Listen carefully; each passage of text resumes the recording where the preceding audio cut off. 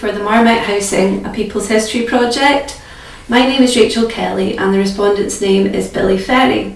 This is the 29th of August 2025 and the interview is taking place at the Marie Trust in Glasgow.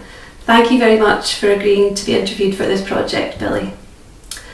For the record, would you please confirm your name? Billy Ferrie.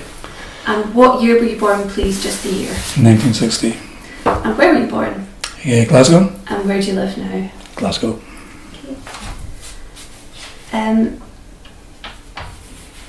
So you grew up in a house that was built before World War II? Initially, yes. Okay. So what age did you live there till? As far as I'm told, I think it was until I was about 3, so the toddler. And the house, the place where we lived was a tenement building in the beginning of the Glasgow's East End. A place called Camlackie, which is near the Gallowgate. And I was born nearby in Duke Street Maternity Unit of the hospital there. And so it was just a few hundred yards away from the actual tenement. And it was a very old slum, essentially. So we lived there until I was about 3. Do you have any memories of that at all? I remember the kind of close. It was very, I think we were 2 up or something. But I remember going up and down the stairs, and very dark, very shadowy, close, and very echoey, with the shoes and things. I remember the doors of people's flats, very old, wooden, dark doors with knockers and things like that. And I also remember the kind of, at the time, the store had the gas sort of lamps inside the close, and I even remember the gas man coming to light. He had a big coat on and he had his thing and he would light the gas light. It shows you how old I am. So why did your family move from there? Do you know? Well, as I say, these were slums, and there was a slum clearance in Glasgow at that time. So all those slums were being demolished and families were being moved out to the various housing schemes on the periphery of Glasgow, and the one we went to was East House. So yeah, you could tell the buildings were in a terrible state of decay. Although for me at that time it was an amazing playground as well, especially the back courts. What are your memories of the back courts? What are your memories I remember of the back courts? When you came down the close, it was quite interesting. The kind of exit doorway was really tiny. It was kind of, it wasn't that tall. And I often imagined there must be small people who used to live in this building or something. But I remember coming out of that and into this back court. There was middens. It was kind of divided in 2, and you had the other tenements on the other side. And there was sort of little buildings, outbuilt buildings. I think one was a wash house at one point, but it had been turned into bins, a bin shelter.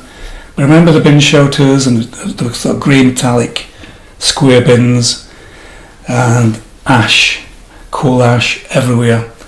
So in the bins, outside the bins, and all over the back court, there was very little green, and you'd have the washing poles to dry the kind of lines of washing.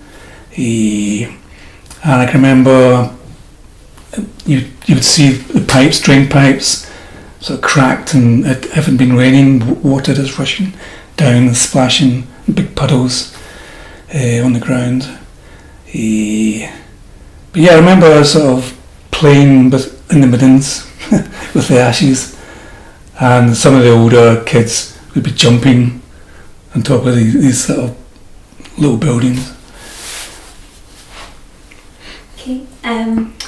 So your house in Easter House, what was the number of the street and the name of the street? please? The name of the street was Duntarvie Road. It was number 47, and it was on the end of a block. And we were on the top floor to the right. So I don't know which number that would be, sort of, was it 1, 2, left, right? I can't remember. But it's a top floor anyway of a 3-storey building, and we were at the very top. How many flats were in the building? 6, so 2 on each floor. Okay. And how many rooms did you have? It was a 2-bedroom flat, so 2 bedrooms, living room, kitchen and a bathroom. And outside there was what was initially a coal bunker in the close. It's right next to the main door. There'd be a kind of cupboard, and that's where we used to get the coal. Coalman would come round Duntarvie Road. Initially it used to be a horse, but then it'd be in a lorry, and you'd hear a coalman start shouting coal. And my mother getting all anxious about getting to the coalman. But I remember there'd be wooden slats at the bottom of this, and you'd have to get into the coal. Sometimes you'd have to take one up and out to get into the coal. So that was one of my jobs as a wee boy, to get the coal from the coal bunker. And you'd have a pail, a metallic pail, and a kind of spade thing, and you'd get the coal in there and take it into the house. And so was the house entirely heated by coal fire? I think that in the living room there was a coal fire. I think in my parents' room there was a coal fire, but it had been blocked off, so it was just kind of a wall. So coal fire, and the other thing I remember is we had paraffin heaters. So they'd be in the room, and I remember the smell of paraffin. And again, there'd be someone coming around the scheme selling cartons or bottles of paraffin. And I remember they changed the colour. It used to be green, then it went pink for some reason. So, but I remember the smell of paraffin. I remember the kind of heaters. My mother sort of filling up the heaters with paraffin and lighting them. But the only other kind of heating would be the immersion heater. So the immersion heater would be in a cupboard somewhere, I think, in the hall. But and gas as well. So you had electricity and gas, and I think in the kitchen above the sink there was like a gas unit. So I can remember every time you turned on the tap there'd be this noise of flames sort of going off. So I remember that as well. So how many siblings did you have? Younger sister, a year younger, and we shared the bedroom. Okay. Were there any shared facilities within the block of flats? Not really, no. You had the back court, which just was an open sort of grassy field. You had the kind of washing poles, about 8 or 9 of them all along the back of the building. The bins, this time the bins were big, massive metallic grey things. But other than that there wasn't any kind of shared facilities within the close anyway.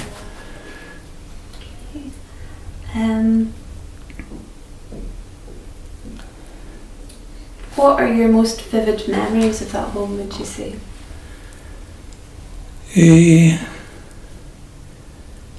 I think it was just there was always so many people. That, there was six families in one close, and because it's a long block, there was tons of families along the block and on the other side of the road as well. So just there was a sense of it being a small village, and people kind of knew each other.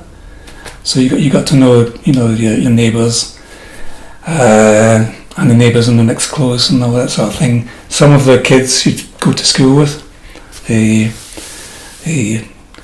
you'd get to know the not so nice families and the nice families and all that sort of thing. sometimes you'd hear people being slapped around and things like that. So there's a bit of a kind of darker side to all of that as well. So was that a feature of the walls being thin, or was that when you were out and about, or were the walls thin, weren't they? I think they were kind of relatively thin. So you'd hear, for example, downstairs there'd be a family, and the father, the husband, was a bit of a drinker, and he would come home, a typical, cliched story, come home and start slapping his wife about. So you'd hear that. And it was interesting, my parents would tend to play it down or ignore it. So even though you'd be kind of slightly anxious about what's happening, they'd kind of normalise it. So that was one thing I remember.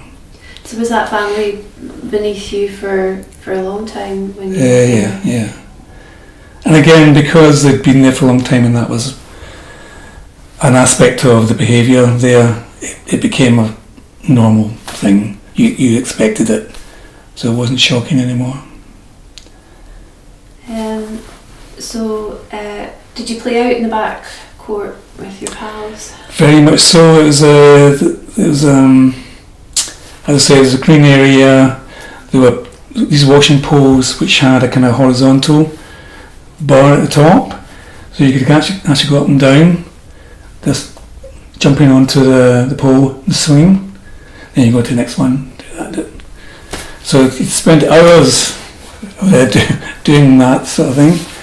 And also, when I was very young, I was very interested in sort of being creative. So that there'd be boxes we'd get from the shops, which were nearby, and we would sort of make caravans out of them, especially the big egg boxes, and make out little plates and things and have a meal and pretend, it's all kind of pretendy, being a family and all that kind of thing.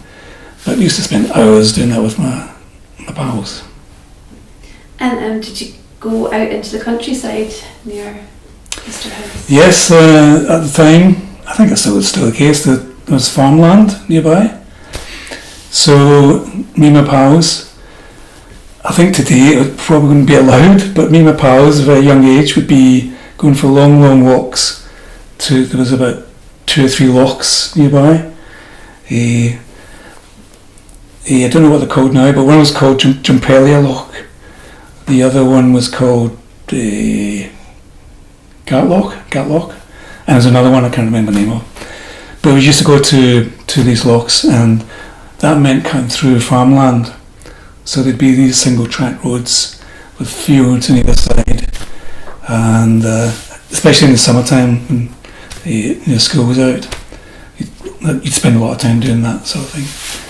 So that was a kind of blissful time, because and there was also a canal going through Easter House at the time, so you'd have the kind of water and the kind of the mystery of the canal and all the creatures that were sort of living there, and you had these very tall weeds in the canal bank. And one of the things we used to do is to try and find what we called rats, but they weren't rats, they were probably water voles or whatever, but they were nasty, and if you had stones and things, we'd try and hit them. But the thing about the farmland and stuff and the fields, it was just a very different contrast to the housing scheme, with all its families and chaos and noise and so on. So it was a lovely, peaceful place to go to. And was there any characters you can particularly remember round about? Not really, there wasn't anyone. Most of my interactions would be with my pals and my parents and maybe 1 or 2 neighbours. But there wasn't any characters that were notable that I would remember. Are you aware, did your parents know anybody round and about from Camlachie at all? Yes, well I think one of the things they used to do is if families were being dispersed to the schemes, they would try and keep neighbours relatively close to each other. So there's as I say, we lived on Duntarvie Road. There was a quadrant called Duntarvie Quadrant, and because both of my parents were working, my mother kind of paid this family, who weren't actually neighbours from Camlachie, to childmind. So when they were working for lunchtime or just before school started, we'd go along there. So initially it was the Tominees family, and then it moved to the Dochertys. So essentially we'd go there during lunchtime at school to get our dinner. The Tominees were pretty good with their dinners, but the Dochertys were pretty crap. Most days it was a baked potato, a boiled potato. It wasn't even baked, it was a boiled potato with salt and butter. And I don't think my mother knew about this, otherwise she'd be raging. Can you remember anything else about the inside of the Tominees or Docherty's houses? Was it any different from yours? They were kind of big families, so they had more rooms. So the Dochertys, they had 5 or 6 children at various ages. But the Dochertys, one of the lovely things about my memory of the Dochertys family is they had a dog called Rover. Unusual name for a dog, isn't it? And every time my sister and I went round in the morning, just before school, Rover was in the veranda. That's where he lived essentially. But he was so excited at seeing my sister and I, and his tail would be wagging and hitting things, and it was such a pleasure just to have that kind of interaction with the dog, the pet dog, and he'd be really so excited to see us, and that made us feel good and wanted and all that kind of thing. Do you still like dogs now or not? I do. I haven't had one for many, many years, but yes. I think the thing about dogs is that sort of unconditional love that you get.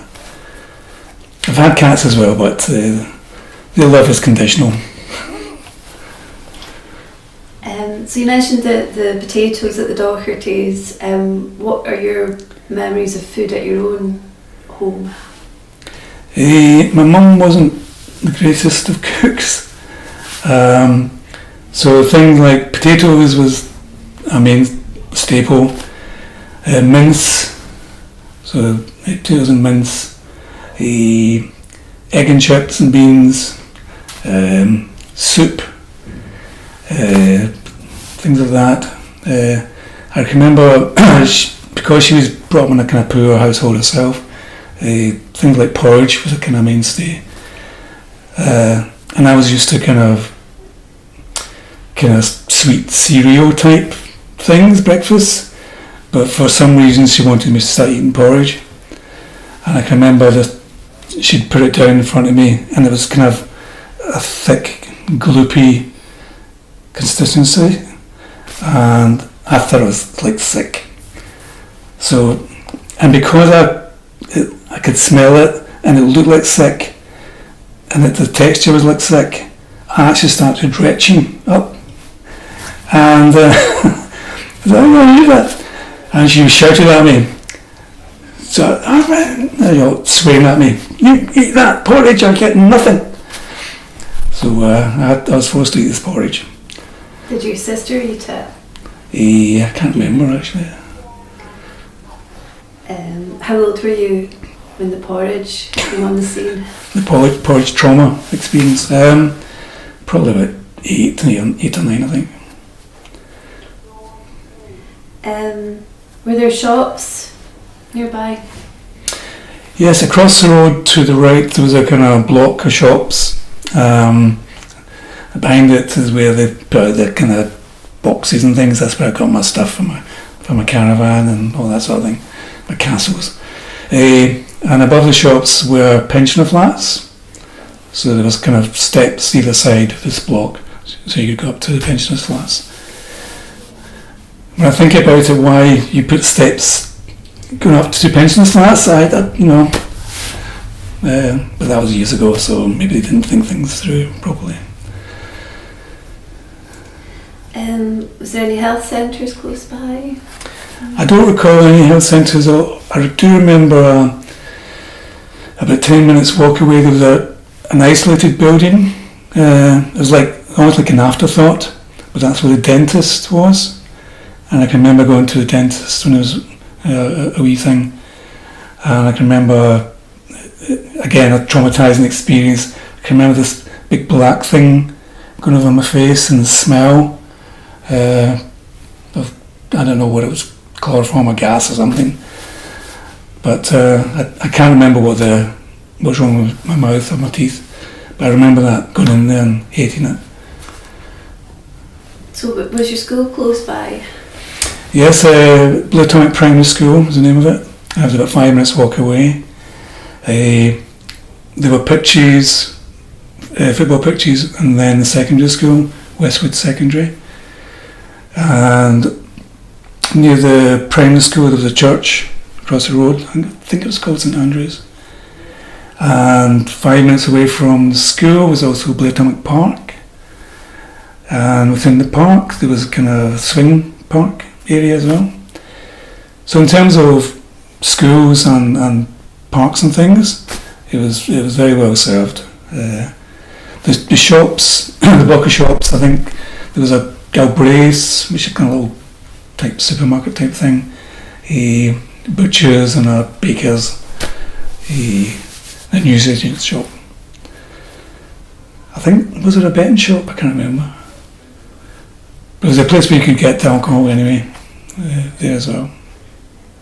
And how about cinemas? Was there any cinemas? We had to go to Shettleston. The Shettleston State Cinema was where we'd go for a Saturday matinee, which was chaos, usually, because you'd have all the school kids. And I remember part of the chaos was you could get these kind of ice-blocked orange icy things, and they'd be flying all over the place in the cinema.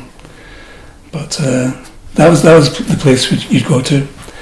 Again, you were quite young. I'm really surprised how young people were, the freedom they had to go places and do their own thing.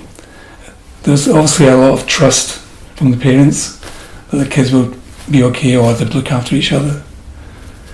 So what did your mum and dad do for work? Mum was a clothes machinist. She worked for various firms in Glasgow. My father worked in Clydebank for Singer's sewing machine factory. They did that for many, many years. So, and that's quite a big commute for your dad. Yeah, he used to get the train from, it's not Easter House, but there's a railway station nearby, and he'd get the train to Singers and Clydebank. And my mum would just get the bus into town. She worked in the city centre. There'd be various factories, different floors of machinists and things, producing stuff for Marks and Spencer's and all sorts.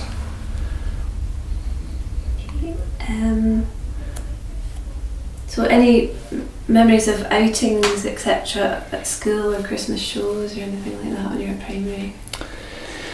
Don't remember any kind of Christmas shows or pantomimes. I remember occasionally we'd have an outing going to a primary school, a place called Lynn Park.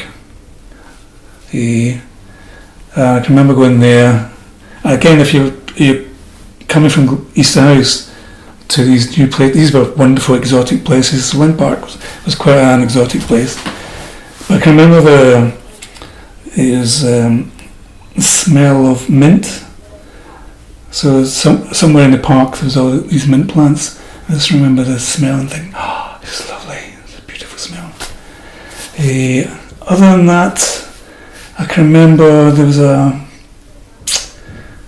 in the summertime, some of the kids would go to a residential thing, but I missed out on it.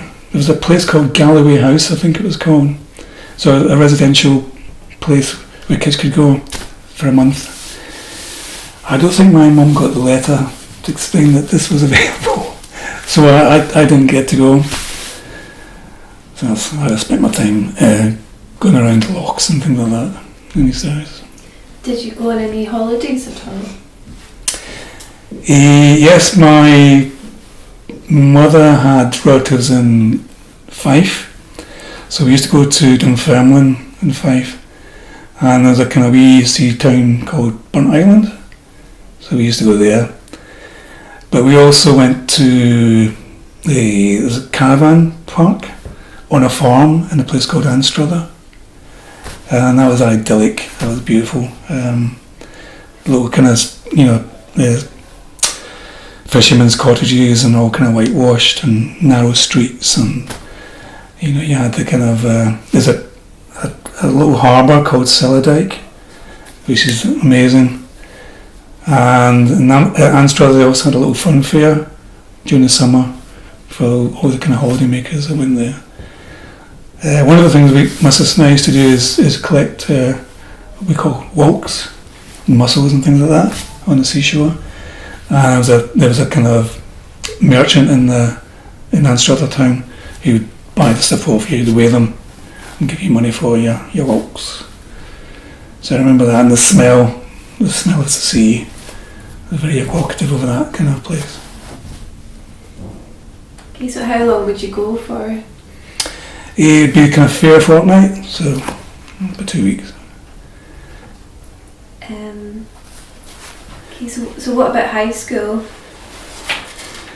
So secondary school, there was, I don't know where high school fits in terms of primary and secondary.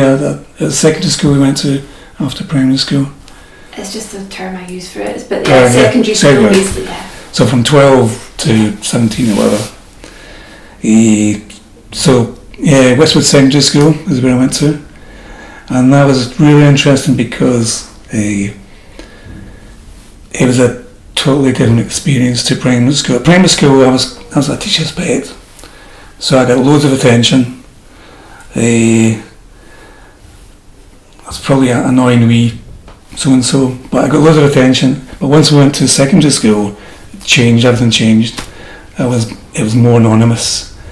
You didn't get that much attention from the school teacher, and it was more, I don't know, competitive, and also at that time you were beginning to get into little cliques, so that kind of changed the dynamics of your relationship with people. So there was all that going on, and also the teachers weren't that encouraging. It's almost like, even by that time when I was there, they'd sort of given up a wee bit on people. It's like they weren't expecting a lot of people to go to uni or college afterwards. I think apprenticeships and things were more of a kind of focus, or things like joining the army and that kind of thing. In fact, I can remember when the army came to the school to recruit, and that was a bit scary. There was two guys. One guy came in, obviously an English person, and he was very much a cliched, officer in the British Army sort of thing. And the other guy was a kind of, common soldier, Glaswegian. But then this kind of officer changed halfway through and became a very ordinary kind of bloke. And I suppose that was just an attempt to try and influence the people there. But they were recruiting for cannon fodder, I guess, I think. But again, as I say, the expectations for the kids at that time weren't that great. So, and that, because you got the message, like, yeah, we're here, you're doing school, but we know you're not going to go too far. Did you have a favourite subject? English, I think. I've forgotten the name now, but there's a teacher. She was quite sexy. I mean, even at that time, this one was quite glamorous. And she just had a nice kind of relaxed sort of, I think probably she was an old hippie or something, just kind of chilled kind of vibe coming from her.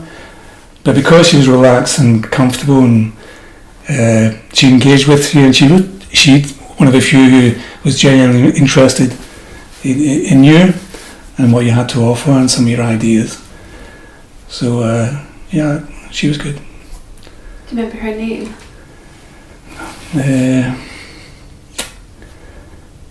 Can't think. So what was your least favourite subject at school? Probably physics. It just seemed too hard, and the teacher was very kind of geeky, and was kind of focused on these very technical things, and a lot of it was abstract ideas and mathematical and not very tangible, concrete things. So it's hard to think about what an electron is and how it spins around things, and that was difficult for me. And also at that point as well, as I said earlier, I don't think there's a lot of faith put in the potential kids. It gave me a sense of, I don't get this, therefore I'm no good at this kind of stuff. And I suppose that academically that kind of put a dampener on what I thought was a potential for me. Did you see any big changes in Easter House or not when you were growing up? Yes, I think for me, sort of initially when I was a young person, Easter House was a magical place. It was heaven because it was next to farmland. Things were relatively new. I think they were started building in 1950s or something, mid-1950s, but they were still building up until mid-60s, I think. So everything was fairly new, and the space. You're coming from, the tenements were very sort of closed in and claustrophobic, but in Easter House you had the space. So as a grown up, it was kind of, I was blissfully ignorant of things, but then you started to hear stories about what was happening around you in terms of gangs and violence, and then drug use became a big thing. And also at the time, 10, 11 sort of thing, I was becoming aware more of sort of sexuality, and I knew there was something, I hadn't the tools to actually make sense of it, but I knew something was wrong and bad, and the kind of toxic masculinity in that culture was very oppressive. So even things like, if you were to cross your legs, that'd be a poofy thing to do, so you wouldn't dare do that with people around. So things shifted for me when I was beginning to become aware of all these other things around me, and because of my sort of slow coming out as a gay person, it was a very sort of oppressive environment. You couldn't be a poof in this house and survive for too long. So it became a place where I had to escape. So it started off being heaven, and it became a bit of a hell after that.